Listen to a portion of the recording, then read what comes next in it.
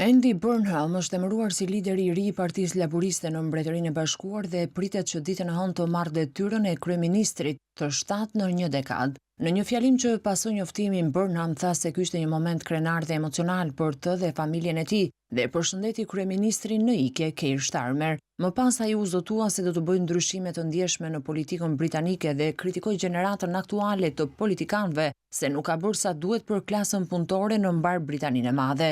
Kjo gjenerat politikanësh përfshirë mua ka dështuar të sfidoj kulturën politike dhe modelin ekonomik që nuk funksionon si duhet për njerëzit e zakonshëm. Ne u premtojmë atyre sot se do të bëjmë më mirë, deklaroi Burnham. Burnham siguroi një shteg të hapur drejt Downing Street pasi rivali i fundit potencial për drejtimin e partisë u tërhoqi javën e kaluar. Ai mori 379 nominime nga deputetët laborist për drejtimin e partisë nga 403 që votuan. Megjithatë, fitoria e tij e pakontestuar ka shkaktuar shqetësim tek disa analistë dhe zyrtarë qeveritar, ndërkohë që liderja e opozitës ka akuzuar laboristët se janë shmangur me frikë kontrollet. Gjithsesi, emërimi i tij vjen pasi Keir Starmer njoftoi muajin e kaluar tërheqjen nga posti i kryeministrit përballë presionit në rritje pas rezultatit katastrofë që partia arriti në zgjedhjet lokale të muajit maj.